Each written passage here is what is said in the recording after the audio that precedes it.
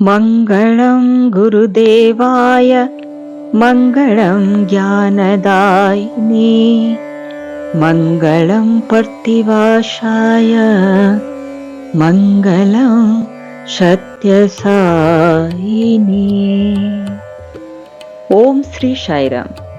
चलंतु भगवान श्री सत्यसाई बाबांको चरण कमलरे सहृदय अर्पण करी श्री सत्यसाई सच्चरित तपोवनम प्रथम दिनर द्वितीय अध्याय पारायणटीको आरंभ करिबा। शिरडी साई पर्ती साई। सर्वप्रथमे नाम और रूप प्रयोजन सेही कारणरू अवतार आसीथांती। फलरे तांको भल पाई हेबो, भक्ति करी हेबो, पूजा करी हेबो, तांको संभाषण सुनी हेबो ओ पालन करी हेबो एवं परिशेषरे से जे अनाम ओ अरूप ताहा उपलब्धि करी हेबो। बाबा ए सत्यसाई बाबा किए? अति मानवीय, विस्मयातीत ओ अपर्याप्त शक्तिर परिचय प्रदान करुथिबा एही स्वामी कण प्रकृତରେ भगवान? से कण गोटे अवतार? आमे आम निज स्वभाव को भल भावे जानी नाहु। आमर अति घनिष्ठ मानकर स्वभाव को जानिबा को आमे असमर्थ। ए क्षेत्र रे आमे किपरि जणे अवतारंक सत्तार दुर्भेद्य व्यक्ति स्वभाव को जानी पारिबा? केवल चंद्रालोक को देखि जणे चंद्र विषय रे किछि परिमाणर ज्ञान आहरण करिपारे, जदिओ ताहा अति सामान्य। सेही भली भगवान बाबांको जानिबाकू हेले भगवान बाबांकर घटना बहुल जीवन और तांक प्रदत्त संभाषण प्रभृति को आनुषंगिक लक्षण भावे ग्रहण करने हबो। जोड़ी आदिपल्ली समप्पा 1958 नवेम्बर 25 तारीख घटना। 23 तारीख रे भगवान का जन्म दिवस उत्सव रे जोगदे वेंकटराम तांक परिवार सह कार रे बेंगलोर फेरुथिले। सेमाने बागेपल्ली ठारे पहुंचिबा बेले तांको छोटो झियो गीता सुधार देह असुस्थ होई संकटजनक परिस्थिति सृष्टि हला। ताहार श्वासक्रिया बंद होई आसला भली जणागला। परिवार लोके भाबिले से बोधुए चली जीवो। एपरी असहाय अवस्था रे परिवार लोके केउठी की साहाय्य पाइबे भाबी चतुर्दिग को चाहिबा छड़ा अन्य उपाय नथिला। हठात जणे वृद्ध कृषक केउठी आसी पहुंची गला। से पाखुक आसी झियोटी को निज हाथ रे धरिला। वृद्ध कृषकंक स्पर्श पाई मात्रे शिशुटी प्राण फेरी पाइला भली जणा गला ओ से कांदी पारिला। जिए आरपारिक जीवाकू बसीथिला से पुनः जीवन फेरी पाइबा देखि समस्ते आश्चर्य हेले। पिता वेंकटराम अति आनंदित होई वृद्ध कृषकंक प्रति कृतज्ञता सूचक गोटिए टंका तांका हातरे देले। वृद्ध जनक ताहा ग्रहण करिबाकू नम्र भावे बारण कले। वेंकटराम तांक नाम जानिबाकू इच्छा करिबारु से कहिले तांक नाम जोड़ी आदिपल्ली समप्पा। एहार किछि दिन परे स्वामी ए विषय रे कस्तूरींक आगरे वर्णना करिथिले। मु जणे वृद्ध ग्राम्य लोक भावे सेठारे पहुंचिली ओ से शिशुटी को पुनर्जीवन प्रदान करिथिली। कस्तूरींक कौतूहल जन्मिला। स्वामी एभली एक नाम काहीकि बहन करिथिले ओ एहा अंतरार रे किछि तात्पर्य अछि कि? स्वामी उत्तर देई कहिले आदिपल्ली अर्थ अति प्राचीन पल्ली, प्रथम बसती, कैलास शिवंक निवास। जोड़ी अर्थ जुगल मूर्ति। सोमप्पा स प्लस उमा अर्थ उमांक सहित शिव। सत्यसाई भगवान एहीपरि भावरे निजर परिचय उन्मोचन करिथिले। से ही शिव और से ही शक्ति, शिव शक्ति। अन्य एक अवसर रे स्वामी जणे लोक को ता ना धरी डाकिले कैलास। तो ना अर्थ जानिचु? ता नार अर्थ और स्वामी को उत्तर खोजिबारे ताकू सप्ताहे समय देवाकू पड़िला। तथापि से किछि जानी पारि नथिला। परे स्वामी निजे ता अर्थ कहिथिले। କୈଳାସ ଅର୍ଥ ସବୁଠାରୁ ଅଧିକ ପରିଷ୍କାର, ନିର୍ମଳ ଓ ତ୍ରୁଟିଶୂନ୍ୟ ସ୍ଫଟିକ। ଏହା ଏକ ପବିତ୍ର ଓ ନିଷ୍କଳଙ୍କ ହୃଦୟର ପ୍ରତୀକ। ସେହି କାରଣରୁ ଭଗବାନ ଶିବ କୈଳାସକୁ ତାଙ୍କ ଦିବ୍ୟ ନିବାସ ଭାବେ ବାଛିଛନ୍ତି ଏବଂ ସେ ମଧ୍ୟ ସମସ୍ତ ପବିତ୍ର ହୃଦୟରେ ବସବାସ କରନ୍ତି। ପ୍ରେମ କୁଟୀର। ବାଗେପଲ୍ଲୀ ନିକଟସ୍ଥ ରାଜପଥ ପାର୍ଶ୍ୱରେ ପ୍ରେମ କୁଟୀରମ୍ ନାମରେ ଏକ ଭବନ ଅବସ୍ଥିତ। ତା ପାଖରେ ଅତି ସୁନ୍ଦର ଭାବେ ନିର୍ମିତ ସର୍ବଧର୍ମ ସ୍ତୂପ ପୃଥିବୀର ସମସ୍ତ ଧର୍ମର ମୁଖ୍ୟ ନୀତିଗୁଡ଼ିକ ଲୋକଲୋଚନକୁ ଆଣୁଛି। 1980 ମସିହାରେ ଏହାକୁ ପ୍ରେମ କୁଟୀରମ୍ ବୋଲି କୁହାଯାଉ ନଥିଲା। ତାହାର ପ୍ରଥମ ନାମ ଥିଲା ଶ୍ରୀ ସତ୍ୟସାଇ ସେବା ଶିବିରମ୍। ଏହାର ଉଦ୍ୟୋକ୍ତମାନେ ସାଇଙ୍କ ଭକ୍ତ। ପର୍ବପର୍ବାଣୀ ସମୟରେ ପ୍ରଶାନ୍ତି ନିଳୟମକୁ ଯାଉଥିବା ଓ ସେଠାରୁ ଫେରୁଥିବା ଭକ୍ତମାନଙ୍କୁ ଏହିଠାରେ ଖାଦ୍ୟ ପଦାର୍ଥ ବଣ୍ଟନ କରାଯାଉଥିଲା। ସେମାନଙ୍କର ଉତ୍ସର୍ଗୀକୃତ ସେବାଭାବ ଦିନେ ଭଗବାନଙ୍କ ସ୍ୱତନ୍ତ୍ର ଆଶୀର୍ବାଦ ଲାଭ କଲା। 1980 ନଭେମ୍ବର 30 ତାରିଖ ଦିନ ସ୍ୱାମୀ ଏହି ଶିବିରକୁ ଆସି ଉଦ୍ୟୋକ୍ତାମାନଙ୍କୁ କହିଲେ, ଭଲ କାମ କରୁଥିବା ସମସ୍ତଙ୍କ ପ୍ରତି ମୁଁ ଅମାପ କୃପା ପ୍ରଦାନ କରେ। ସ୍ୱାମୀଙ୍କ ଏହି ଆଶୀର୍ବାଦ ବଚନରେ ଅଧିକ ଉତ୍ସାହିତ ହୋଇ ଏହି ଶିବିର ତାହାର ସେବା କାର୍ଯ୍ୟର ପରିସର ବିସ୍ତାର କରିବାକୁ ଲାଗିଲା। କ୍ରମେ କ୍ରମେ ସର୍ବଧର୍ମ ସମନ୍ୱୟ ଟ୍ରଷ୍ଟ ଗଠିତ ହେଲା। ଗୋଟିଏ ସେବା ସଦନ ନିର୍ମାଣ କରାଗଲା। ଅନାଥ ଆଶ୍ରମ ଓ ବୃଦ୍ଧାଶ୍ରମ ମଧ୍ୟ ଗଢ଼ି ଉଠିଲା। ଥରେ ତେଲୁଗୁ ଚିତ୍ରତାରକା ଶ୍ରୀମତୀ ଅଞ୍ଜଳି ଦେବୀ ଓ ପ୍ରସିଦ୍ଧ ଗାୟିକା ଶ୍ରୀମତୀ ପି ସୁଶୀଳା ଓ ଅନ୍ୟ କେତେକ ବ୍ୟକ୍ତି ଏହି ବାଟ ଦେଇ ପୁଟପର୍ତ୍ତି ଯାଉଥିଲେ।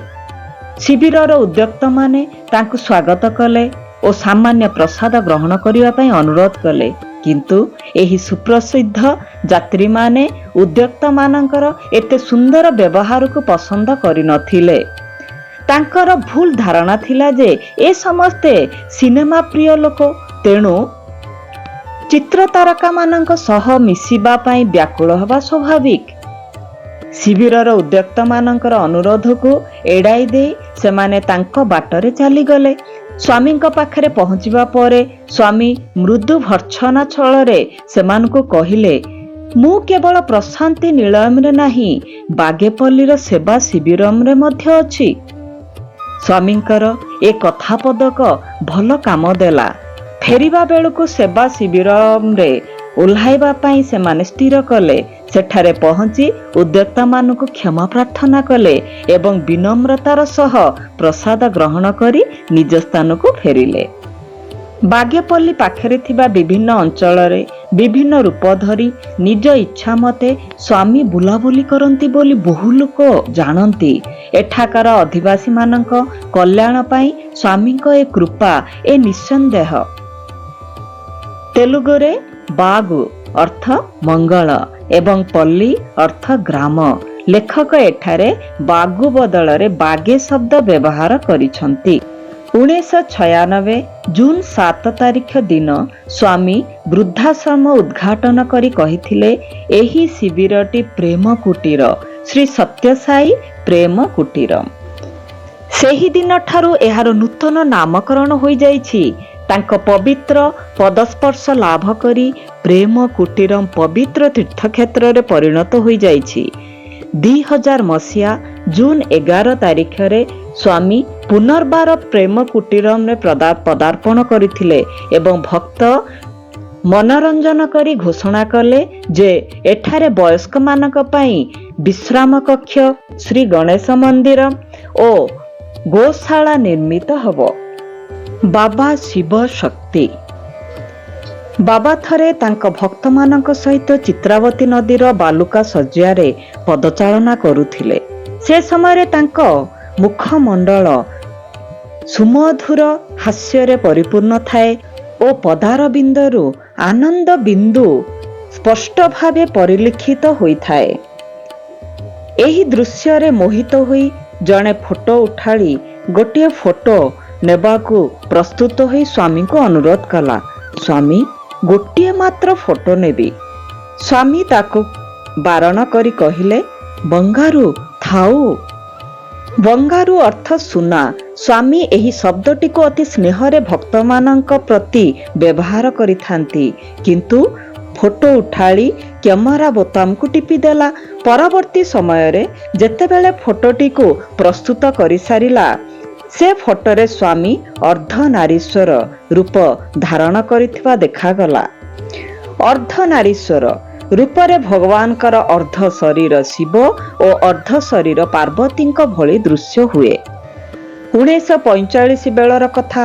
ଦଶହରା ଉତ୍ସବ ବେଳେ ପୁରାତନ ମନ୍ଦିରରୁ ଶୋଭାଯାତ୍ରା ବାହାରୁଥିଲା ଏବଂ ସ୍ୱାମୀ ଅର୍ଦ୍ଧନାରୀଶ୍ୱର ରୂପରେ ସଜ୍ଜିତ ହେଉଥିଲେ।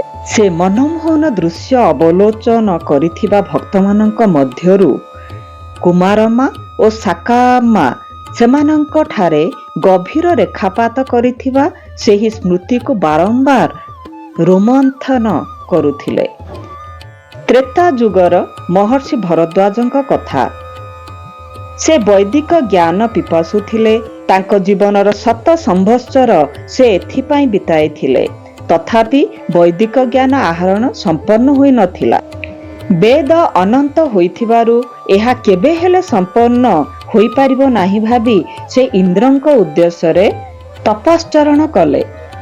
ପରିଶେଷରେ ଇନ୍ଦ୍ର ମହର୍ଷିଙ୍କ ସମ୍ମୁଖରେ ଆବିର୍ଭାବ ହେଲେ ଏବଂ କହିଲେ, ତୁମେ କେବେ ହେଲେ ବେଦର ସମ୍ପୂର୍ଣ୍ଣ ଜ୍ଞାନ ଲାଭ କରିପାରିବ ନାହିଁ। ଏ ପ୍ରକାର ଉଦ୍ୟମରୁ ବିରତ ହୁଅ।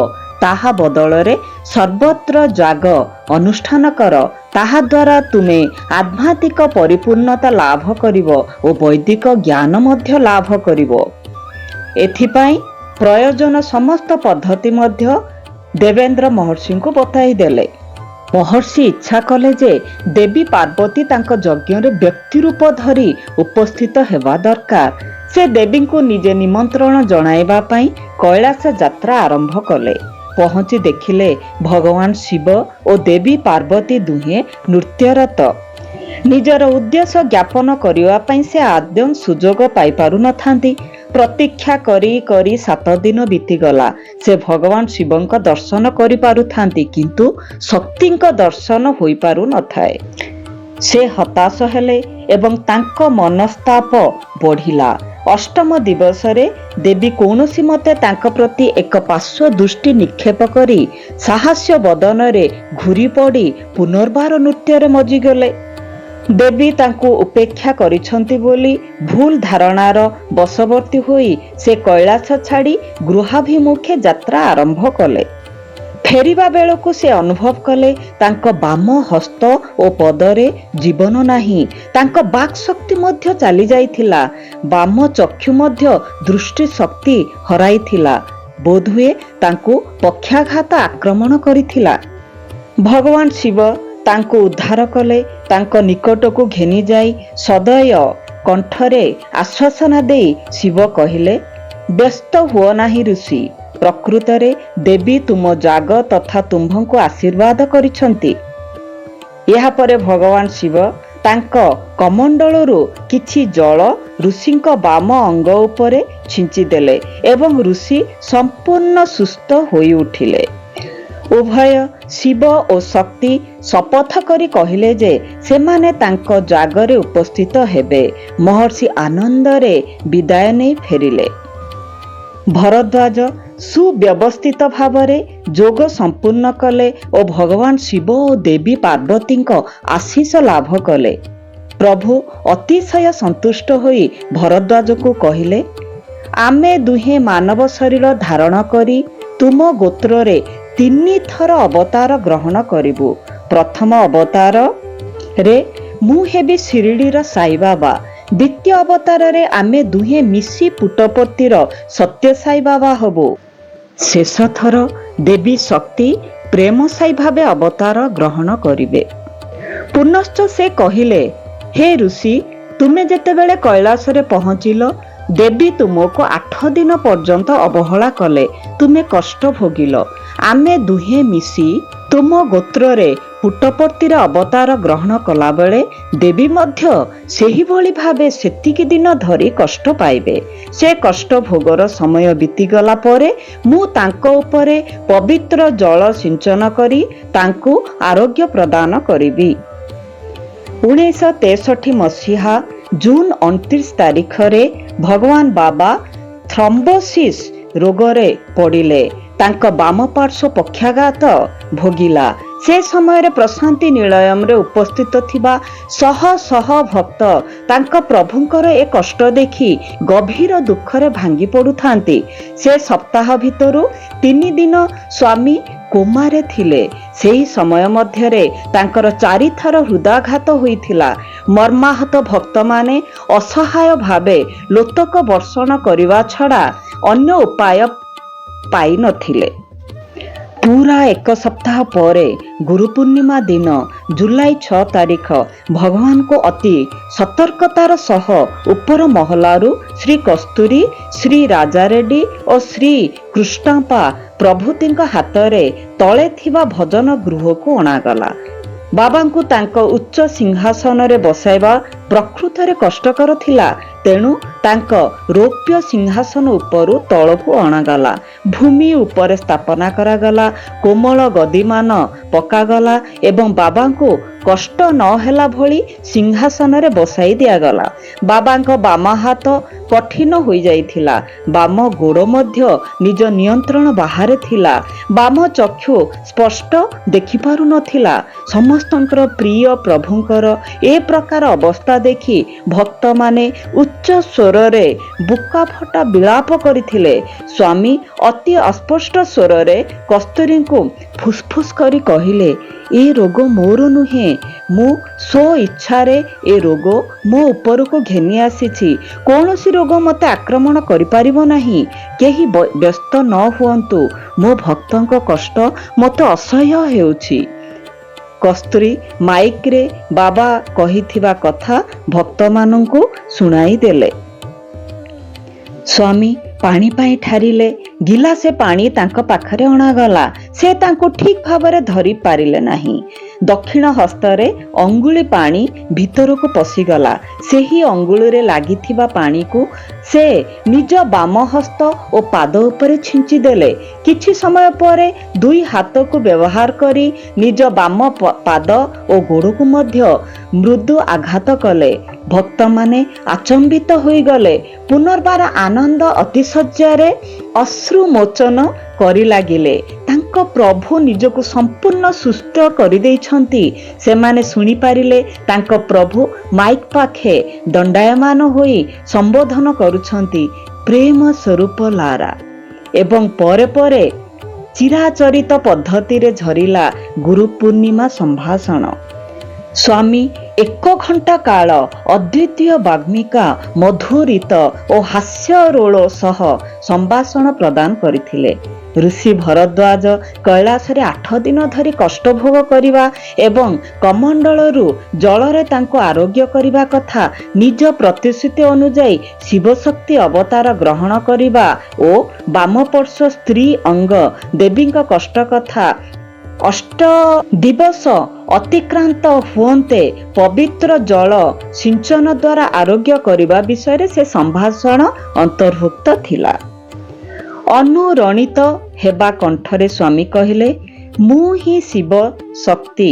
ଭରଦ୍ୱାଜ ଗୋତ୍ର ସମ୍ଭୂତ ତ୍ରେତା ଯୁଗରେ ଶିବ ଓ ଶକ୍ତିଙ୍କ ବରଦାନର ସତ୍ୟତା ପ୍ରତିପାଦନ କରି ଆସିଅଛି। ଭଗବାନ ଶିରିଡ଼ି ସାଇଙ୍କ ଜନ୍ମ ବୃତ୍ତାନ୍ତ। ଶିରିଡ଼ି ସାଇ ବାବାଙ୍କ ଆଗମନର ପୂର୍ବ କଥା କେହି ଜାଣନ୍ତି ନାହିଁ। ତାଙ୍କ ପିଲାବେଳ ବିଷୟ ବିଶଦ ଭାବେ କେଉଁଠାରେ ବର୍ଣ୍ଣନା କରାଯାଇ ନାହିଁ। ତାଙ୍କୁ ଜନ୍ମ କେବେ ଓ କେଉଁଠାରେ, ତାଙ୍କ ପିତାମାତା କିଏ, ଶିରିଡ଼ିରେ ଦେଖାଦେବା ପୂର୍ବ କଥା କ'ଣ, ଏ ସବୁ କଥା 1990 ସେପ୍ଟେମ୍ବର 28ରେ ଭଗବାନ ସତ୍ୟସାଇ ବାବା ପ୍ରକାଶ କରିବା ପୂର୍ବରୁ କାହାରିକୁ ଜଣା ନଥିଲା। ସେପ୍ଟେମ୍ବର 28 ଶିରିଡ଼ି ବାବାଙ୍କ ଜନ୍ମଦିନ ବୋଲି ମଧ୍ୟ ସତ୍ୟସାଇ ସେହିଦିନ ପ୍ରକାଶ କଲେ। ଅବଶ୍ୟ ଗୋଟେ ଅବତାରଙ୍କର ସ୍ୱଳ୍ପ ଜ୍ଞାତ ବିଷୟ ଉପରେ ଆଉ ଜଣେ ଅବତାର ହିଁ ଅଧିକ ଆଲୋକପାତ କରିପାରନ୍ତି। ଶିରିଡି ସାଇଙ୍କ ଜନ୍ମ ବୃତ୍ତାନ୍ତକୁ ଭଗବାନ ଶ୍ରୀ ସତ୍ୟସାଇ ବାବା ଏହିଭଳି ପ୍ରକାଶ କରିଛନ୍ତି। ନିଜାମଙ୍କ ରାଜ୍ୟ ଅନ୍ତର୍ଗତ ପତ୍ରୀ ଗ୍ରାମରେ ଗଙ୍ଗା ଭାବ ଓ ଦେବଗିରି ଆମ୍ମା ନାମରେ ଗୋଟିଏ ଭକ୍ତ ଦମ୍ପତି ବାସ କରୁଥିଲେ। ମହିଳା ଜଣଙ୍କ ଦେବୀଙ୍କର ନିଷ୍ଠାପର ଭକ୍ତ ଓ ତାଙ୍କ ସ୍ୱାମୀ ଭଗବାନ ଶିବଙ୍କର ପ୍ରଗାଢ଼ ଭକ୍ତ ଥିଲେ। ସେମାନେ ନିଃସନ୍ତାନ ଥିଲେ, ତେଣୁ ସଂସାର ପ୍ରତି ଅନାସକ୍ତ ଥିଲେ। ଶିବ ପାର୍ବତୀଙ୍କୁ ପୂଜା କରି ସେମାନଙ୍କ ସମୟ ବିତୁଥିଲା। ଜୀବିକା ପାଇଁ ଗଙ୍ଗା ଭାବ ଗୋଟିଏ ନୌକା ଚଳାଉଥିଲେ। ବର୍ଷା ଦିନ ଥାଏ, ନଦୀରେ ବନ୍ୟା ଆସିଥାଏ। ବନ୍ୟା ସ୍ରୋତରେ ନୌକାଟି ଭାସିଯିବ ଭାବି ଗଙ୍ଗା ଭାବ ନିଜ ସ୍ତ୍ରୀଙ୍କୁ ଜଣାଇ ରାତି ସାରା ନୌକା ଜଗିବାକୁ ନଦୀ ତଟକୁ ବାହାରି ଗଲେ। ସନ୍ଧ୍ୟାବେଳୁ ସ୍ତ୍ରୀ ସ୍ୱାମୀଙ୍କୁ ରାତି ଖାଦ୍ୟ ଦେଇ ସାରି ନିଜେ ମଧ୍ୟ ନିଜ ରାତି ଭୋଜନ ଶେଷ କରି ବିଶ୍ରାମ କଲେ। ରାତ୍ରି ପ୍ରାୟ 9 ଘଣ୍ଟିକା ବେଳକୁ ଦାଣ୍ଡ କବାଟରେ କାହାର କରାଘାତ ଶୁଣାଗଲା। ନିଜ ସ୍ୱାମୀ ହୋଇଥାଇପାରନ୍ତି, ଏତେ ଶୀଘ୍ର ଫେରି ଆସିବାର କାରଣ କ'ଣ ହୋଇପାରେ, ଏପରି ଭାବି ସେ କବାଟ ଖୋଲିଦେଲେ। ଜଣେ ଅତି ବୃଦ୍ଧ ବ୍ୟକ୍ତି ବାହାରେ ଠିଆ ହୋଇଥିବାର ଦେଖିଲେ। ସେ ସଙ୍ଗେ ସଙ୍ଗେ ଭିତରକୁ ଚାଲି ଆସି କହିଲେ, ମା, ବାହାରେ ଖୁବ୍ ଥଣ୍ଡା ଲାଗୁଛି। ଆଜି ରାତିଟା ପାଇଁ ଘର ଭିତରେ ମୋତେ ଟିକେ ସ୍ଥାନ ଦେଇପାରିବୁ?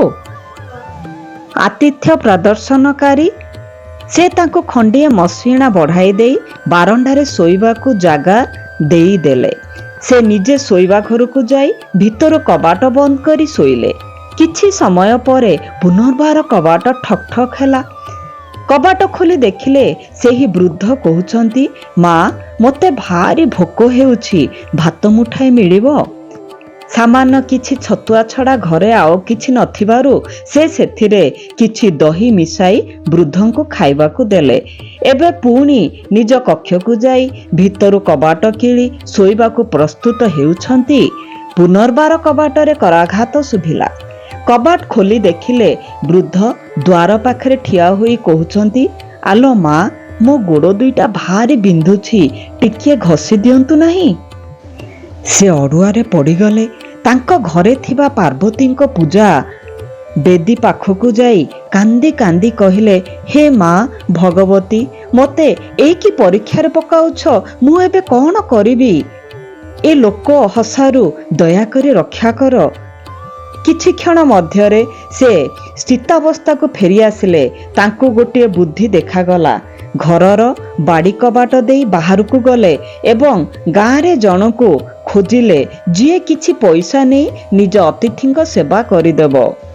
କିନ୍ତୁ ସେ କାହାକୁ ନ ପାଇ ଫେରି ଆସିଲେ। ଏହି ସମୟରେ ବାଡ଼ି କବାଟରେ କିଏ ଡାକୁଥିବାର ଶବ୍ଦ ଶୁଣିଲେ। କବାଟ ଖୋଲି ଦେଖିଲେ ଜଣେ ସ୍ତ୍ରୀ ଲୋକ। ସ୍ତ୍ରୀ ଲୋକଟି ଭିତରକୁ ଆସି କହିଲେ, ତୁମେ ମୋ ଘରକୁ ଯାଇ ମୋତେ ଖୋଜୁଥିଲ। ତୁମ ଅତିଥିଙ୍କ ସେବା କରିବା ପାଇଁ ମୁଁ ସେହି ଉଦ୍ଦେଶ୍ୟରେ ଆସିଛି। ଦେବଗିରି ଆମ୍ମାଙ୍କର ପ୍ରାର୍ଥନା ଦେବୀ ପାର୍ବତୀ ଶୁଣୁଛନ୍ତି ଭାବି ସେ ଅତି ଖୁସି ହୋଇଗଲେ। ସେ ସ୍ତ୍ରୀ ଲୋକଟିକୁ ବାରଣ୍ଡାକୁ ନେଇ ବୃଦ୍ଧଙ୍କ ପାଖରେ ପହଞ୍ଚାଇ ଦେଲେ ଓ ନିଜ ଶୟନ କକ୍ଷକୁ ଯାଇ କବାଟ କିଳିଲେ। ଦେବଗିରି ଆମ୍ମାଙ୍କ ଭଳି ସ୍ୱାଧୀ ସ୍ତ୍ରୀ ଲୋକଠାରୁ ଏଭଳି ଅବାନ୍ତର ସେବା ଚାହୁଁଥିବା ବୃଦ୍ଧ ଏବଂ ପରେ ବୃଦ୍ଧଙ୍କ ସେବା କରିବାକୁ ଆସି ପହଞ୍ଚିଥିବା ମହିଳା କୌଣସି ସାଧାରଣ ମଣିଷ ନଥିଲେ। ବୃଦ୍ଧ ଥିଲେ ଭଗବାନ ଶିବ ଓ ମହିଳାଟି ଦେବୀ ପାର୍ବତୀ। ସେମାନେ ପରସ୍ପର କଥାବାର୍ତ୍ତା ହେଲେ। ଶିବ କହିଲେ, ଦେବୀ, ଏ ସ୍ତ୍ରୀ ଲୋକଟିର ମନବାଞ୍ଛା ପୂରଣ କର। ପାର୍ବତୀ କହିଲେ, ତୁମେ ପରମ ଈଶ୍ୱର, ତୁମେ ତା ମନବାଞ୍ଛା ପୂରଣ କରିଦିଅ। ଶିବ କହିଲେ, ମୁଁ ଆସିଥିଲି ତାହାରି ଭକ୍ତି ପରୀକ୍ଷା କରିବାକୁ। ତୁମେ ଆସିଛ ତାର ପ୍ରାର୍ଥନା ଶୁଣି, ତେଣୁ ତୁମେ ତାର ବରଦାନ କଲେ ଭଲ ହବ। ପୁନର୍ବାର ଦେବଗିରି ଆମ୍ମାଙ୍କ ଶୟନ କକ୍ଷ କବାଟରେ ଶବ୍ଦ ଶୁଣାଗଲା। ଘରେ ଆଉ ଜଣେ ସ୍ତ୍ରୀ ଲୋକ ଥିବାରୁ ଦେବଗିରି ଆମ୍ମା ଅକୁଣ୍ଠ ଚିତ୍ତରେ ଦ୍ୱାର ଖୋଲିଦେଲେ। ସେ ଦେଖିଲେ ଭଗବାନ ଶିବ ଓ ଦେବୀ ପାର୍ବତୀ ଦୁହେଁ ତାଙ୍କ ଆଗରେ ସମସ୍ତ ଦେବଦୁର୍ଲଭ ଆଭାରେ ମଣ୍ଡିତ ହୋଇ ଦଣ୍ଡାୟମାନ ହୋଇଅଛନ୍ତି। ସେ ଅବର୍ଣ୍ଣନୀୟ ଆନନ୍ଦକୁ ଧରି ରଖି ପାରିଲେ ନାହିଁ। ଆବେଗପୂର୍ଣ୍ଣ ହୃଦୟରେ ସେ ଉଭୟଙ୍କ ପାଦ ଉପରେ ପଡ଼ିଗଲେ। ପାର୍ବତୀ କହିଲେ, ମୁଁ ତୁମକୁ ଏହି ବର ଦେଉଛି ଯେ ତୁମର ଗୋଟିଏ ପୁତ୍ର ଜାତ ହେବ ଓ ବଂଶର ମର୍ଯ୍ୟାଦା ବଢ଼ାଇବ ଓ ଗୋଟିଏ କନ୍ୟା ଜନ୍ମ ହେବ, ଯାହାକୁ ବିବାହ ଦେଇ କନ୍ୟାଦାନ କରି ତୁ ବହୁ ପୁଣ୍ୟ ଅର୍ଜନ କରିବୁ। ଦେବଗିରି ଆମା ଶିବଙ୍କ ପାଦ ସ୍ପର୍ଶ କରନ୍ତେ ସେ କହିଲେ, ଝିଅ, ମୁଁ ତୋର ଭକ୍ତିରେ ଅତୀତ ସନ୍ତୁଷ୍ଟ।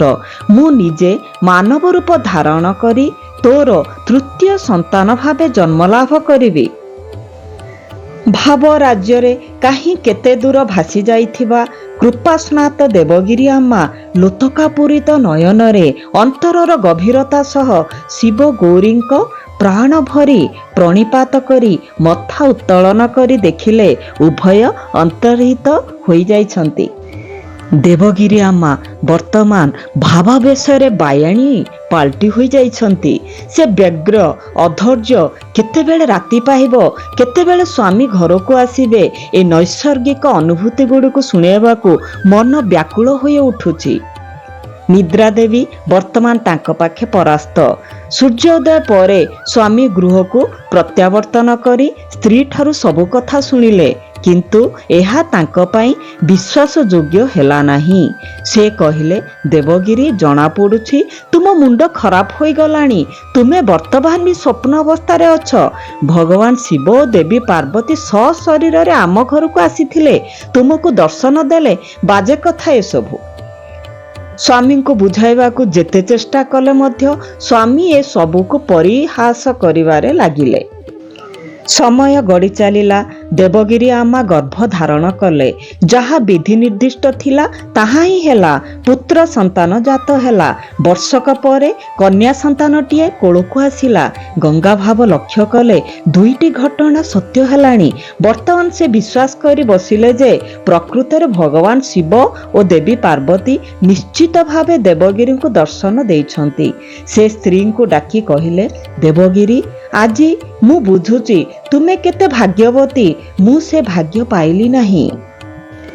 ଏ ଭାବନାର ଚେର ତାଙ୍କ ମନରେ ଗଭୀରରୁ ଗଭୀରକୁ ମାଡ଼ି ଚାଲିଲା। ସମୟାନୁସାରେ ତାହା ବଢ଼ି ବଢ଼ି ଚାଲିଲା। ସେ ଭଗବାନ ଶିବ ଓ ଦେବୀ ପାର୍ବତୀଙ୍କ ଦର୍ଶନ ଲାଭ କରିବାକୁ ଦୃଢ଼ ସଂକଳ୍ପ ହୋଇ ଉଠିଲେ। ବର୍ତ୍ତମାନ ସ୍ତ୍ରୀ ପୁନର୍ବାର ଗର୍ଭବତୀ। ଏହା ତୃତୀୟ ଗର୍ଭ। ଏ ସର୍ବଶେଷ ପ୍ରମାଣ ତାଙ୍କ ମନକୁ ଅଧିକ ଶକ୍ତି ଯୋଗାଇଲା। ଜ୍ଞାନ ମାୟାର ସ୍ଥାନ ହାସଲ କରିନେଲା। ତାଙ୍କ ମନ ଅଥୟ ହୋଇ ଉଠିଲା। ସେ ଘରଦ୍ୱାର ଛାଡ଼ି କେତେ ଶୀଘ୍ର ଅନ୍ୟତ୍ର ପଳାନ୍ତେ ଓ ତପସ୍ୟା ଆରମ୍ଭ କରନ୍ତେ, ସେ ସୁଯୋଗକୁ ସେ ଅପେକ୍ଷା କରି ରହିଲେ। ପ୍ରଭୁ ଦେବୀଙ୍କ ଦର୍ଶନ ବହୁ ବିଳମ୍ବିତ ହୋଇଯାଉଛି, କେବେ ମିଳିବ? ଏହି ପ୍ରକାର ଭାବନା ଗୁଡ଼ିକ ତାଙ୍କ ହୃଦୟକୁ ବିଦାରଣ କଲା। ସେ ତପ ଆଚରଣ କରିବା ପାଇଁ ପ୍ରତିଜ୍ଞାବଦ୍ଧ ହୋଇପଡ଼ିଲେ।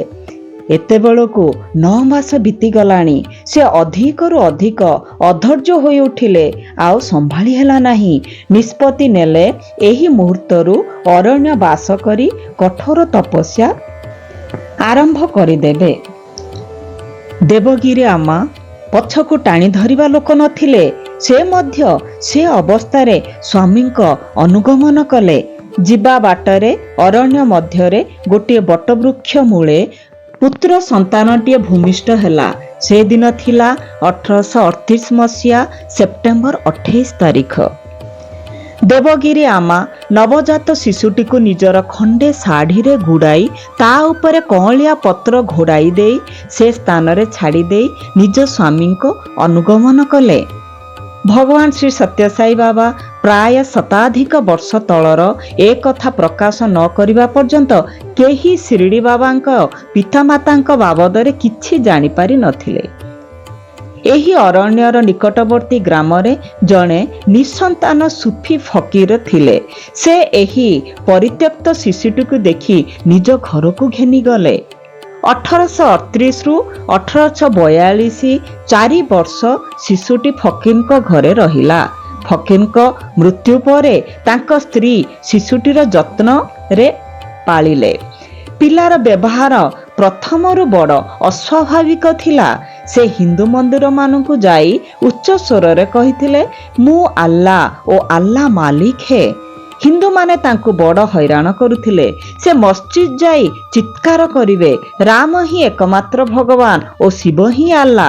ପିଲାର ଏଭଳି ଅବାନ୍ତର ବ୍ୟବହାର ଦେଖି ଉଭୟ ଧର୍ମର ଲୋକେ ଫକୀରଙ୍କ ସ୍ତ୍ରୀ ଆଗରେ ଆପତ୍ତି କଲେ। ସେ ମଧ୍ୟ ପିଲାକୁ ସଜାଡ଼ି ପାରିଲେ ନାହିଁ। ସେ ସମୟରେ ଭେଙ୍କୁସା ନାମକ ଜଣେ ପଣ୍ଡିତ ଓ ମହାତ୍ମା ଥିଲେ, ଯାହାଙ୍କୁ ଫକୀରଙ୍କ ସ୍ତ୍ରୀ ଜାଣିଥିଲେ। ସେ ନିଜର ଅମାନିଆ ପିଲାଟିକୁ ନେଇ ମହାତ୍ମାଙ୍କ ତତ୍ତ୍ୱାବଧାନରେ ଛାଡ଼ିଲେ। 1842ରୁ 1851 ପର୍ଯ୍ୟନ୍ତ 9 ବର୍ଷ ସେ ଭେଙ୍କୁସାଙ୍କ ଆଶ୍ରମରେ ରହିଲେ। ଭେଙ୍କୁସା ମଧ୍ୟ ପିଲାଟିକୁ ଆଦର ଯତ୍ନ କରୁଥିଲେ। ଏ କଥା ଦେଖି ଆଶ୍ରମର ଅନ୍ୟ ପିଲାମାନେ ଈର୍ଷାପରାୟଣ ହୋଇ ଉଠିଲେ। ଦିନେ ପିଲାଟି ଆଶ୍ରମ ପରିତ୍ୟାଗ କରି ପଳାୟନ କଲା ଓ ଶିରିଡ଼ିରେ ପହଞ୍ଚି ସେଠାରେ କିଛି ଦିନ ରହି ସେଠାରେ ମଧ୍ୟ ଅନ୍ୟତ୍ର ଚାଲିଗଲା। କିଛି ବର୍ଷ ଧରି ବିଭିନ୍ନ ସ୍ଥାନରେ ଘୁରି ବୁଲିଲା। ଏହିଭଳି ବୁଲିବା ସମୟରେ ସେ ଧୂପଖେଡ଼ା ଗ୍ରାମରେ ପହଞ୍ଚିଲା।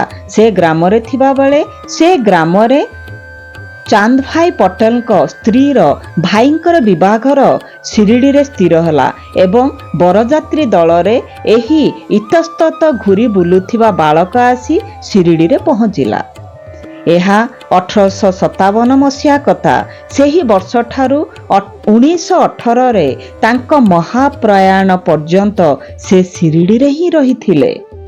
ସେ ସାଇବାବା ନାମରେ ଖ୍ୟାତି ଲାଭ କରିଥିଲେ। ତାଙ୍କଠାରେ ଅତି ମାନବୀୟ ଆଧ୍ୟାତ୍ମିକ ଶକ୍ତି ସମସ୍ତଙ୍କ ଆଖିରେ ପଡ଼ିଲା। ଲୋକମାନେ ତାଙ୍କ ପାଖରେ ଭିଡ଼ କରିବାରେ ଲାଗିଲେ। ସେ ଲୋକମାନଙ୍କ ପ୍ରତି ଦୟା ଓ ସମବେଦନା ପ୍ରକାଶ କରୁଥିଲେ। ଧୈର୍ଯ୍ୟର ସହ ସେମାନଙ୍କ ସମସ୍ୟା ଶୁଣୁଥିଲେ ଏବଂ ସେ ସମସ୍ୟାରୁ ଉଦ୍ଧାର ପାଇବା ଲାଗି ସୁଚିନ୍ତିତ ପରାମର୍ଶ ଦେଉଥିଲେ। ସେ ଲୋକମାନଙ୍କୁ ମାନସିକ ବଳ, ଆତ୍ମବିଶ୍ୱାସ ଓ ଆଧ୍ୟାତ୍ମିକ ପରାମର୍ଶମାନ ଦେଉଥିଲେ। କ୍ରମେ କ୍ରମେ ତାଙ୍କ ଖ୍ୟାତି ବହୁ ଦୂରକୁ ପ୍ରସାର ହୋଇଗଲା। ଉପରୋକ୍ତ ବିଷୟ ଭଗବାନ ଶ୍ରୀ ସତ୍ୟସାଇ ବାବାଙ୍କ ଦ୍ୱାରା ବର୍ଣ୍ଣିତ। ଶିରିଡ଼ି ବାବା ଓ ତାଙ୍କ ଭକ୍ତ ହିରି ବିନାୟକ ସାଠେ, କେଲକାର, ଶାମ ଓ ଅନ୍ୟମାନଙ୍କ କଥା ମଧ୍ୟ ସତ୍ୟସାଇ ବାବା ବର୍ଣ୍ଣନା କରିଛନ୍ତି। ଶିରିଡ଼ି ବାବାଙ୍କ ମର ଶରୀର ମହାପ୍ରାୟଣ ନିକଟ ହୋଇ ଆସିଥିଲା ବେଳକୁ ତାଙ୍କ ନିକଟ ଭକ୍ତ ଅବଦୁଲଙ୍କ ଦୁଃଖ କରିବାର ଦେଖି ସେ କହିଥିଲେ, ମୋ ଜୀବନ ଅବସାନରେ ଦୁଃଖ କରିବ ନାହିଁ, କାରଣ ମୁଁ ପୁନର୍ଜନ୍ମ ଲାଭ କରି ତୁମ୍ଭମାନଙ୍କ ପୁଣି ଦର୍ଶନ ଦେବି। ଅବଦୁଲ୍ଲା ପଚାରିଲେ, କେତେ ଦିନ ଭିତରେ ଏସବୁ ଘଟିବ? ବାବା କହିଲେ, ଠିକ୍ 8 ବର୍ଷ ପରେ। ପ୍ରଥମ ଅବତାର ମହାରାଷ୍ଟ୍ରରେ, ଦ୍ୱିତୀୟଟି ହେବ ମାଦ୍ରାସ ପ୍ରେସିଡେନ୍ସିରେ। ସେ ସମୟରେ ପୁଟ୍ଟପର୍ତ୍ତି ଗ୍ରାମ ମାଦ୍ରାସ ପ୍ରେସିଡେନ୍ସି ଅନ୍ତର୍ଗତ ଥିଲା।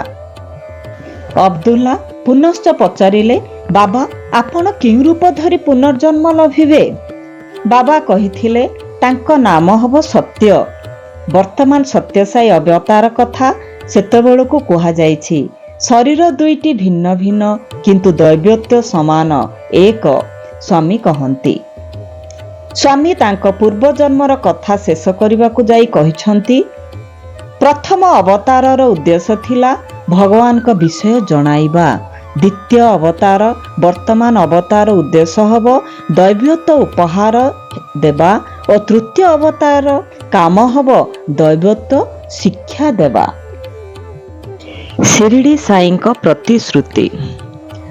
ପୂର୍ବବର୍ତ୍ତୀ ଅଧ୍ୟାୟରେ ଆମେ ଶିରିଡ଼ି ସାଇଙ୍କର ଜଣେ ବଡ଼ ଭକ୍ତ ଶ୍ରୀମତୀ ଗାଲି ଶାରଦା ଦେବୀଙ୍କ କଥା ପଢ଼ିଲେ।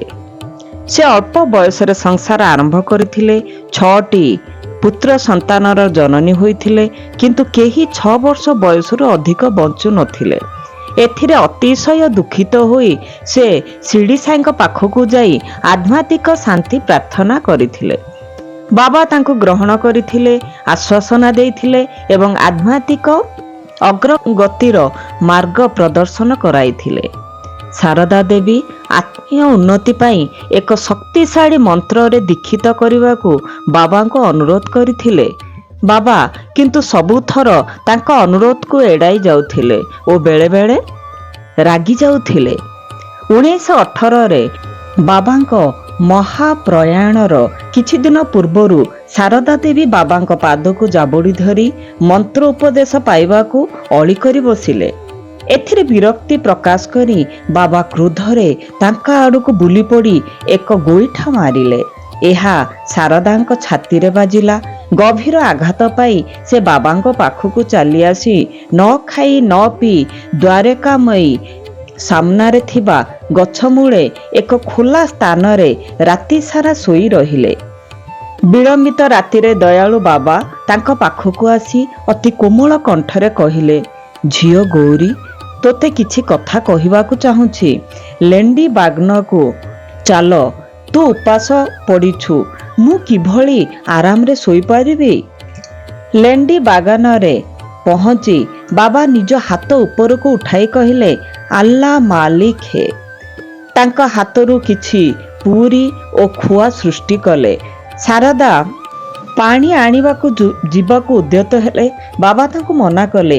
ଯେଉଁ ଉପାୟରେ ଖାଦ୍ୟ ଆଣିଥିଲେ ସେହି ଉପାୟରେ ଏକ ଜଳପାତ୍ର ମଧ୍ୟ ସୃଷ୍ଟି କଲେ। ଶାରଦା ଖାଇସାରିଲା ପରେ ବାବା ସ୍ନେହଭରା କଣ୍ଠରେ କହିଲେ, ଝିଅ ଗୌରୀ, ମୋର ତୋତେ କିଛି କହିବାକୁ ଅଛି, କିନ୍ତୁ ତା ପୂର୍ବରୁ ମୋ ପାଦ ଧରି ଶପଥ କର ଯେ ତୁ ଏ କଥା କାହାରି ଆଗରେ ପ୍ରକାଶ କରିବୁ ନାହିଁ। ଶାରଦା କଥା ମାନିଲେ। ମୁଁ ଆନ୍ଧ୍ର ଅଞ୍ଚଳରେ ଏଇ ସାଇବାବା ନାମ ଧରି ପୁନର୍ବାର ଜନ୍ମ ଗ୍ରହଣ କରୁଛି। ତୁ ସେତେବେଳେ ମୋ ପାଖକୁ ଆସିବୁ, ମୋ ସାନ୍ନିଧ୍ୟ ଲାଭ କରିବୁ ଏବଂ ସୁଖ ପାଇବୁ। ତୁ ମନ୍ତ୍ରରେ ଦୀକ୍ଷିତ ହେବା ଅବସ୍ଥା ଅତିକ୍ରମ କରିସାରିଛୁ। ମୋ ଦ୍ୱିତୀୟ ଅବତାରର ଦର୍ଶନ ପାଇସାରିଲା ପରେ ଯଦି ଦରକାର ପଡ଼େ ଏ କଥା ଅନ୍ୟମାନଙ୍କ ଆଗରେ ପ୍ରକାଶ କରିପାରୁ। ଶାରଦା ଦେବୀ ନିଜକୁ ଧନ୍ୟ ମନେ କଲେ, ନିଜକୁ ଭାଗ୍ୟବତୀ ଭାବିଲେ।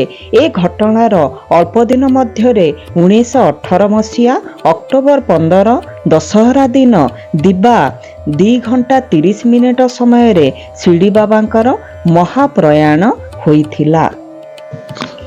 20 ବର୍ଷରୁ ଅଧିକ ସମୟ ବିତିଗଲାଣି। ଏହା ମଧ୍ୟରେ ଶାରଦା ଦେବୀ ଗୋଟିଏ ଅନାଥାଶ୍ରମ ପରିଚାଳନା କରୁଥିଲେ। ବିଭିନ୍ନ ସ୍ଥାନ ବୁଲୁଥିଲେ, ହରି କଥା ଗାନ କରି କିଛି ଅର୍ଥ ସଂଗ୍ରହ କରୁଥିଲେ। ବିଭିନ୍ନ ସ୍ଥାନ ବୁଲିବା ଭିତରେ ସେ ଥରେ ୟୁରୋପଖଣ୍ଡରେ ପହଞ୍ଚିଲେ। ସେଠାରେ ସେ ଚମତ୍କାରୀ ବାବାଙ୍କ ସତ୍ୟ ବିଷୟରେ ଶୁଣିଲେ। ତାଙ୍କୁ ସାକ୍ଷାତ କରିବାକୁ ସେ ତା ବଡ଼ ଭାଇ ଶେଷମହାରାଜଙ୍କ ବାସଗୃହକୁ ଯାଇଥିଲେ। ସତ୍ୟ ଏହାଙ୍କୁ ଭିତରକୁ ଡାକି ନିଜ ପାଖରେ ବସାଇଲେ। ସେ ଯେତେବେଳେ ଅତି କୋମଳ କଣ୍ଠରେ ତାଙ୍କୁ ଗୌରୀ ବୋଲି ଡାକିଲେ, ଶାରଦା ଦେବୀ ଆଶ୍ଚର୍ଯ୍ୟ ହୋଇଗଲେ। ସେ ପ୍ରକାର ସମ୍ବୋଧନ, ସେଇ ମଧୁର ସ୍ନେହପୂର୍ଣ୍ଣ ଡାକ ଶିରିଡ଼ି ବାବାଙ୍କ ଛଡ଼ା ଆଉ କେହି ତ ବ୍ୟବହାର କରନ୍ତି ନାହିଁ। ସତ୍ୟ କହିଲା, ତୋର ମନେ ଅଛି ମୋ ଠାରୁ 16 ଟଙ୍କା ଋଣ କରିଥିଲୁ। ଶାରଦା ଦେବୀ ତାଙ୍କୁ ପ୍ରଥମ ଥର ସାକ୍ଷାତ କରୁଛନ୍ତି। ଟଙ୍କା କେବେ ଋଣ ନେଲେ ସେ? ସତ୍ୟ କହି ଚାଲିଲା, ଶିରିଡ଼ିକୁ ପଠାଇବା ପାଇଁ 40 ଟଙ୍କା ସଂଗ୍ରହ କରିଥିଲୁ। ସେଥିରୁ 24 ଟଙ୍କା ବଳରାମ ହାତରେ ପଠାଇଲୁ। ତେଣୁ 16 ଟଙ୍କା ତୋ ଉପରେ ରହିଲା ନାହିଁ କି? ଆହୁରି ପରିଷ୍କାର କରିବାକୁ ଯାଇ ସତ୍ୟ କହିଲା, ମୁଁ ତୋତେ ଏକଥା ମନେ ପକାଇ ଦେଉଛି, କାରଣ ମୁଁ ଯେ ସେଇ ଶିରିଡ଼ି ବାବା ଏ କଥା ତୋର ବିଶ୍ୱାସ ହେଉ। ଘର ଭିତରକୁ ଆସି ମୋତେ ନମସ୍କାର ମଧ୍ୟ କରିନାହୁଁ, ମୋ ପାଖକୁ ବସିଗଲୁ।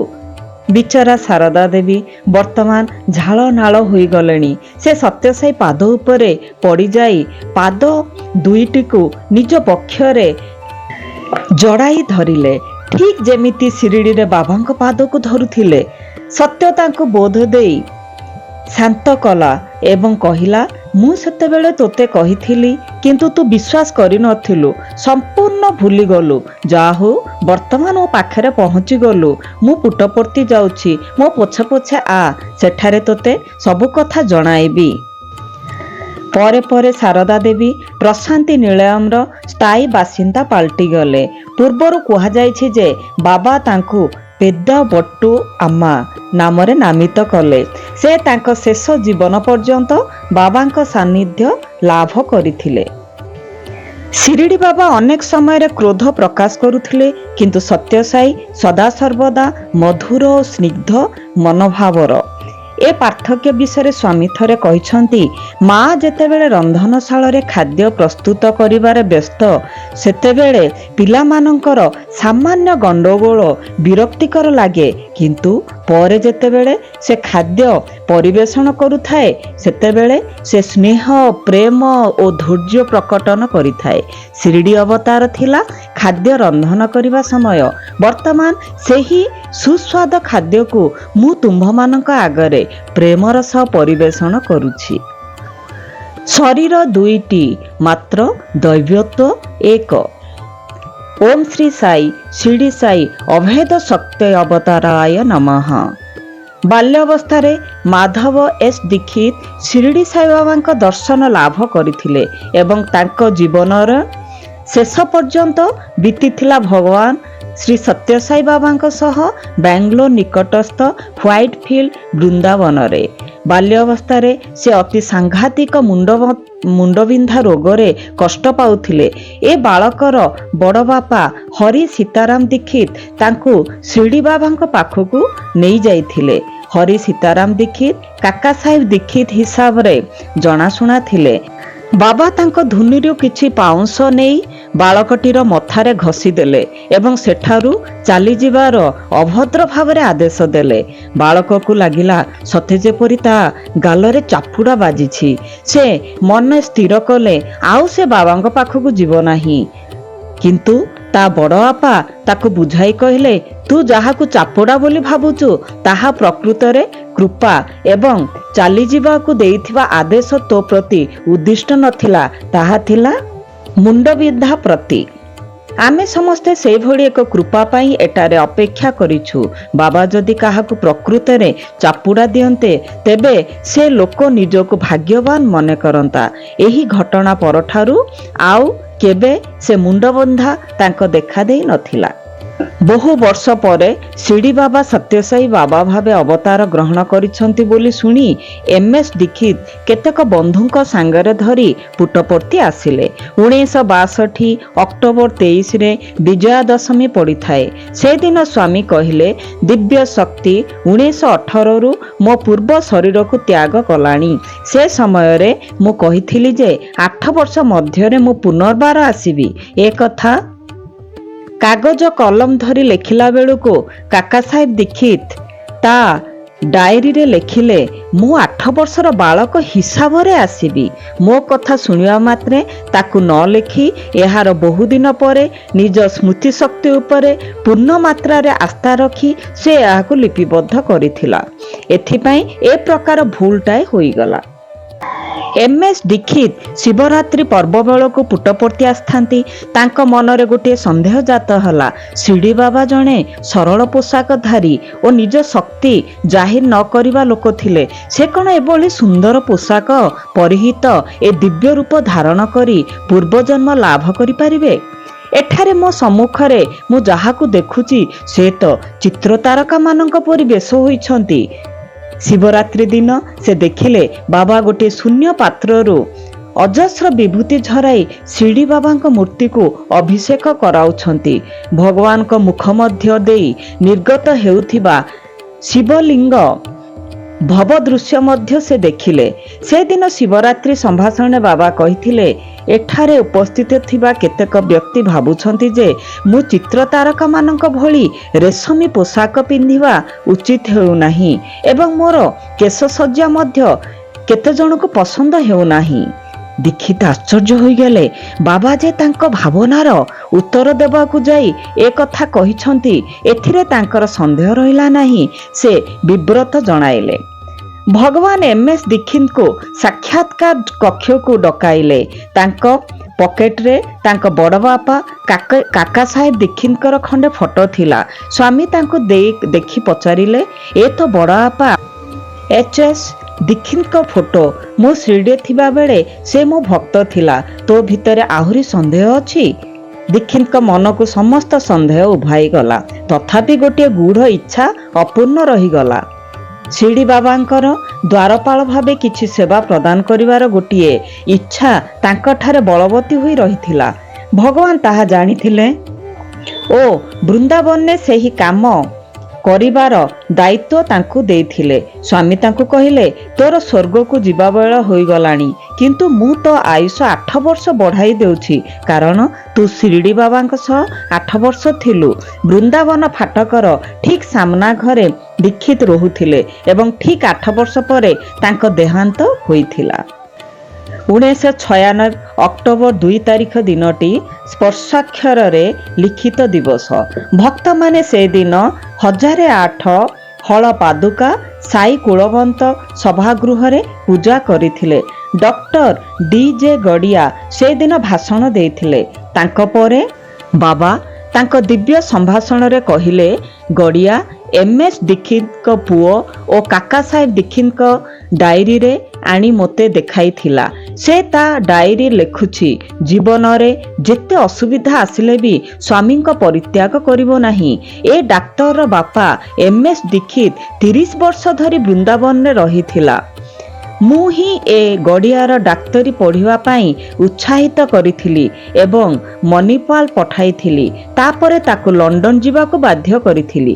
ଏହିଭଳି ଭାବେ ଦେଖିବାକୁ ଗଲେ ସାଇବାବାଙ୍କ ସହିତ ଏହାର ସମ୍ପର୍କ ଦୀର୍ଘଦିନ ପୂର୍ବରୁ ତାର ପୂର୍ବପୁରୁଷମାନଙ୍କ ସମୟରୁ ଗଢ଼ି ଆସୁଛି। ଏ କଥା ଏଠାରେ ଥିବା ସମସ୍ତଙ୍କ ପ୍ରତି ପ୍ରଯୁଜ୍ୟ। ତା ନ ହୋଇଥିଲେ ତୁମ୍ଭମାନଙ୍କର ଏଠାକୁ ଆସିବାର ସମ୍ଭାବନା ହିଁ ନାହିଁ। ତୁମ୍ଭେମାନେ ତୁମ ବହୁ ଜନ୍ମର ବହୁ ଗଚ୍ଛିତ ପୁଣ୍ୟ ଫଳରେ ଏ ମାର୍ଗରେ ପ୍ରବେଶ କରିଛ। ଭାରତରେ କୋଟି କୋଟି ଲୋକ ଅଛନ୍ତି। ସେମାନଙ୍କ ମଧ୍ୟରୁ କେତେଜଣ ଏଠାକୁ ଆସିବାର ସମର୍ଥ ହେଲେଣି? କେତେକଙ୍କ ଏଠାରେ ଆସିବାର ଇଚ୍ଛା ଅଛି, ମାତ୍ର ସେ ଇଚ୍ଛା ପୂରଣ କରିବାକୁ ତାଙ୍କର ସାମର୍ଥ୍ୟ ନାହିଁ। ତୁମ୍ଭେମାନେ ଏଠାକୁ ଆସିଛ, ତା ପଛରେ ଏକ ଦିବ୍ୟ ଆଶୀଷ ନିଶ୍ଚିତ ଭାବେ ଅଛି। ବାବା ସର୍ବବ୍ୟାପୀ। ଟାଇଡମାନ ଜୋହାନସେନ ନରୱେ ଦେଶର ଓସ୍ଲୋ ସହରରୁ ପୁଟପର୍ତ୍ତି ଆସିଥିଲେ। ତାଙ୍କର ଯେଉଁ ସବୁ ସମସ୍ୟା ଥିଲା ସେ ସବୁକୁ ଦୂର କରିବା ପାଇଁ ବାବା ଏକ ମୁଦି ସୃଷ୍ଟି କରି ତାଙ୍କୁ ଦେଲେ। ଏହାର କିଛି ବର୍ଷ ପରେ ବାଂଲାଦେଶରୁ ବୁଲୁଥିବା ବେଳେ ଚିଟାଗଞ୍ଜ ନିକଟସ୍ଥ ନଦୀରେ ତାଙ୍କର ସେହି ମୁଦିଟି ପଡ଼ି ହଜିଗଲା। ଏ ଘଟଣାର ମାସକ ପରେ ଟାଇଡମାନ ହ୍ୱାଇଟଫିଲ୍ଡ ଆସି ପହଞ୍ଚିଲେ।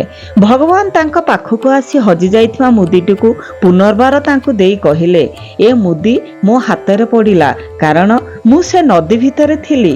କେବଳ ସେହି ନଦୀଟିରେ ନୁହେଁ, ମୁଁ ପ୍ରତ୍ୟେକ ନଦୀରେ ଅଛି, ସର୍ବତ୍ର ଅଛି। ସ୍ୱାମୀ ସର୍ବବ୍ୟାପୀ, ସର୍ବତ୍ର ବିଦ୍ୟମାନ। ଥରେ ଶିରିଡ଼ି ସାଇ ଦ୍ୱାରିକାମୟୀରେ ବସିଥିବା ବେଳେ କାନପୁରର ଜଣେ ମହିଳା ଆସି ପ୍ରଣାମ କରି ବସି ପଡ଼ିଲେ। ବାବା ପଚାରିଲେ, ପୁଅର ଜନ୍ମଦିନ ଉତ୍ସବ ପାଳନ ହେଲା ତ? ମହିଳା କହିଲେ, ବାବା ସେ ଦିନଟି ଆମେ ଅତି ଆନନ୍ଦରେ ପାଳନ କରିଥିଲୁ। ବନ୍ଧୁମାନଙ୍କୁ ନିମନ୍ତ୍ରଣ କରିଥିଲୁ, ଭୋଜି କରିଥିଲୁ।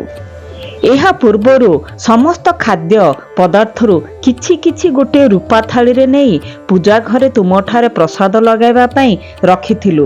କିଛି ସମୟ ପରେ ପ୍ରସାଦ ଆଣି ଅତିଥିମାନଙ୍କୁ ଦେବା ପାଇଁ ପୂଜା ଘରକୁ ଯାଇ ଦେଖିଲୁ ଥାଳି ନାହଁ। ମୁଁ ସ୍ୱାମୀଙ୍କ ବ୍ୟତୀତ କେହି ପୂଜା ଘରକୁ ଯାଇନାହାନ୍ତି। ଏହା କିପରି ଘଟିଲା? ସେଥିଲାଗି ଆମ ମନ ଖରାପ ହୋଇଥିଲା। ବାବା ଥାଳି ଅନ୍ତର୍ଧ୍ୟାନ ହେଲା କିପରି? ବାବା କହିଲେ, ତୋର ମନେ ଅଛି ପୂଜା ଘରେ ମୋ ଉଦ୍ଦେଶ୍ୟରେ ଥାଳି ରଖି ମୋତେ ପ୍ରାର୍ଥନା କରିଥିଲୁ ଯେ ମୁଁ ସଶରୀରରେ ସେଠାକୁ ଯାଇ ପୁଅର ଜନ୍ମ ଉତ୍ସବରେ ଯୋଗ ଦେଇ ନୈବେଦ୍ୟ ଗ୍ରହଣ କରେ ବୋଲି। ତୋ ପ୍ରାର୍ଥନା ଅନୁଯାୟୀ ସେଠାରେ ପହଞ୍ଚି ସବୁ ଖାଇଦେଲି। ମୁଁ ଖାଇଦେଇଛି ବୋଲି ତୁ ବିଶ୍ୱାସ କରିବୁ ନାହିଁ ଭାବି ମୁଁ ସେ ରୂପା ଥାଳିଟି ନେଇ ଆସିଥିଲି। ଏଇ ସେ ଥାଳି। ବାବା ତାଙ୍କ ତକିଆ ପଛରୁ ହାତ ପୁରାଇ ଦେଲେ ଓ ଥାଳିଟି ଆଣି ସେ ମହିଳାକୁ ଦେଲେ। ମହିଳା ଜଣକ ଯେତିକି ଆଚମ୍ବିତ ହେଲେ ସେତିକି ଆନନ୍ଦିତ ହେଲେ ମଧ୍ୟ। ଅବଦୁଲ୍ଲା ନିୟମିତ ଭାବେ ଦ୍ୱାରିକାମୟୀର ସର୍ବତ୍ର ଭଲ ଭାବେ ପରିଷ୍କାର କରୁଥିଲା। ତକିଆ ଓ ବିଛଣା ଚଦର ଗୁଡ଼ିକ ସଜାଡ଼ି ରଖିବା ତାର ନୀତିଦିନିଆ କାମ। ଦିନେ ଅବଦୁଲ୍ଲା କୌଣସି କାରଣରୁ ଆସିପାରିଲା ନାହିଁ ତ ଅନ୍ୟ ଜଣେ ସେ କାମ କଲା। ସେ ପର୍ଯ୍ୟନ୍ତ କେହି ହେଲେ ତକିଆ ପଛରେ ଥିବା ସେ ଥାଳିକୁ ଦେଖିନଥିଲେ। ହଠାତ୍ ସେଠାରୁ ତାହା ବାହାରି ଆସିଲା କିପରି? ଭଗବାନ ନିଜକୁ ସର୍ବବ୍ୟାପୀ ବୋଲି କହିଲା ବେଳେ ଆମକୁ ବୁଝିବାକୁ ହେବ ଯେ ଯାହା କହୁଛନ୍ତି ତାହାର ଅର୍ଥ କ'ଣ? ମୁଁ ଜାଣେ, ତୁମେ ଜାଣ ନାହିଁ। ସତ୍ୟସାଇ ବାବା ସେତେବେଳେ କେରଳ ଯାଇଥାନ୍ତି। ଭକ୍ତଙ୍କ ଅନୁରୋଧ କ୍ରମେ ଆଜିର ତିରୁଅନନ୍ତପୁରମ୍ ନିକଟସ୍ଥ ଗୋଟିଏ ଗ୍ରାମକୁ ଯାଇଥିଲେ। ତାଙ୍କ ସହ ଯାଇଥିବା ଦଳ ମଧ୍ୟରେ ଥିଲେ ବିଖ୍ୟାତ ବୈଜ୍ଞାନିକ ଏସ୍ ଭଗବନ୍ତମ୍। ସେଠାରେ ଅନୁଷ୍ଠିତ ହୋଇଥିବା ସଭାରେ ବହୁ ଦୂର ଦୂରାନ୍ତରୁ ଲୋକମାନେ ଆସି ଯୋଗ ଦେଇଥିଲେ। ବାବା ତାଙ୍କ ପାଖରେ ଥିବା ଭଗବନ୍ତଙ୍କୁ ଜଣେ ବୃଦ୍ଧାଙ୍କୁ ଦେଖାଇ ଦେଲେ। ସେ ଜନସମାଗମରେ ଗୋଟିଏ କୋଣରେ ଠିଆ ହୋଇଥିଲେ। ବାବା କହିଲେ ସେ ତାକୁ ତାର ଶୈଶବ ଅବସ୍ଥାରୁ ଜାଣିଛନ୍ତି। ଡକ୍ଟର ଭଗବନ୍ତ ମନେ ମନେ ଭାବିଲେ ବାବାଙ୍କ ବୟସ କମ୍। ବୃଦ୍ଧ ଜଣକ ନିଶ୍ଚିତ ଭାବେ ବାବାଙ୍କ ଠାରୁ ଯଥେଷ୍ଟ ଅଧିକ ବୟସ୍କ। ତାର ଶୈଶବ ଅବସ୍ଥା ବାବାଙ୍କୁ ଜଣାଥିବ କିପରି? ସେ ବାବାଙ୍କୁ ପଚାରିଲେ, ସ୍ୱାମୀ, ଆପଣଙ୍କୁ ମାତ୍ର 30 ବର୍ଷ। ବୃଦ୍ଧାଙ୍କ ବୟସ ନିଶ୍ଚିତ ଭାବେ 70ରୁ ବେଶୀ। ଆପଣ ତାଙ୍କୁ ତାର ପିଲାବେଳୁ ଜାଣନ୍ତି, ଏହା କିପରି ସମ୍ଭବ? ତତ୍କ୍ଷଣାତ୍ ବାବା ଉତ୍ତର ଦେଲେ, ମୁଁ ତାକୁ ମୋ ପୂର୍ବ ଅବତାର ବେଳୁ ଜାଣିଛି। କିଛି ସମୟ ପରେ ଡକ୍ଟର ଭଗବନ୍ତମ୍ ଏକତ୍ରିତ ହୋଇଥିବା ଲୋକମାନଙ୍କ ଆଡ଼କୁ ଗଲେ। ଧୀରେ ଧୀରେ ସେ ସେହି ବୃଦ୍ଧାଙ୍କ ପାଖକୁ ଯାଇ ଅନ୍ୟାନ୍ୟ କଥାବାର୍ତ୍ତା ଭିତରେ ପଚାରିଲେ, ତୁମେ କେବେ ଶିରିଡ଼ି ଯାଇଛ କି? ସେ କହିଲେ, ମୁଁ ଯେତେବେଳେ ସାନ ପିଲାଟିଏ ଥିଲି ସେତେବେଳେ ମୋ ଦାଦା ମୋତେ ଶିରିଡ଼ି ବାବାଙ୍କ ଦର୍ଶନ ପାଇଁ ନେଇଥିଲେ। ବାବା ମୋତେ ଗୋଟିଏ ଲକେଟ୍ ଦେଇଥିଲେ, ଏବେ ବି ସେଇଟି ମୋ ବେକରେ ଅଛି। ଏହା କହି ସେ ସେହି ଲକେଟ୍ଟିକୁ କାଢ଼ି ଭଗବନ୍ତଙ୍କୁ ଦେଖାଇଲେ। ଭଗବନ୍ତଙ୍କ ସନ୍ଦେହ ଦୂର ହେଲା। ଏ କଥା ଶୁଣିଲା ବେଳକୁ ଭଗବତ ଗୀତାର 4ର୍ଥ ଅଧ୍ୟାୟର ପ୍ରାରମ୍ଭରେ ଥିବା ଶ୍ଲୋକ ମନେ ପଡ଼ୁଛି, ଯେଉଁଥିରେ ଭଗବାନ କୃଷ୍ଣ ଅର୍ଜୁନଙ୍କୁ କହିଛନ୍ତି, ଏହି ଯୋଗ କଥା ବହୁ ପୂର୍ବରୁ ବିବସ୍ୱାନ ସୂର୍ଯ୍ୟଙ୍କୁ ଶିଖାଇଥିଲେ। ସେ ତାହା ମନୁଙ୍କୁ ଶିକ୍ଷା ଦେଲେ। ମନୁଙ୍କ ଠାରୁ ଶିଖିଲେ ତାଙ୍କ ପୁତ୍ର ଇକ୍ଷ୍ୱାକୁ। ବର୍ତ୍ତମାନ ମୁଁ ସେହି ପ୍ରାଚୀନ ଯୋଗ ବିଦ୍ୟା ତୁମ୍ଭଙ୍କୁ ଶିଖାଉଛି। ଅର୍ଜୁନ ପଚାରିଲେ, ହେ କୃଷ୍ଣ, ସୂର୍ଯ୍ୟ ଦେବତା ସୃଷ୍ଟି ପ୍ରାରମ୍ଭରୁ ଚିରକାଳ ଅଛନ୍ତି। ସେ ସର୍ବପୁରାତନ, ତୁମେ ଆଧୁନିକ ଯୁଗର। ତୁମେ କହୁଛ ତୁମେ ସୂର୍ଯ୍ୟଙ୍କୁ ଏହି ବିଦ୍ୟା ଶିକ୍ଷା ଦେଇଥିଲ, ତାହା ପୁଣି ବହୁ ଯୁଗ ପୂର୍ବରୁ। ଏହା କିପରି ସମ୍ଭବ? ଭଗବାନ ଶ୍ରୀକୃଷ୍ଣ ବୁଝାଇ କହିଲେ, ବହୁନି ମେ ବ୍ୟତୀତାନି ଜନ୍ମାନି ତବ ଚ ଅର୍ଜୁନ ତାନି ଅହଂ ବେଦ ସର୍ବାଣି ନତ୍ୱଂ ବେତତ୍ ପରନ୍ତମ୍। ହେ ଅର୍ଜୁନ, ତୁମେ ତଥା ମୁଁ ଅସଂଖ୍ୟ ଜନ୍ମ ଅତିକ୍ରମ କରି ଆସି ଏଠାରେ ପହଞ୍ଚିଛି। ମୁଁ ସମସ୍ତ ଜନ୍ମର ଚେତନା ବହନ କରିପାରିଛି, ତୁମେ ତାହା ପାରିନାହଁ। ଭଗବାନଙ୍କ କୃପାରୁ ଆଜିର ପ୍ରଥମ ଦିବସର ଦ୍ୱିତୀୟ ଅଧ୍ୟାୟଟି ଏଇଠି ସମ୍ପୂର୍ଣ୍ଣ ହେଲା। ଓಂ ଶ୍ରୀ ସତ୍ୟସାଇ ପରମ ବ୍ରହ୍ମଣେ ନମଃ।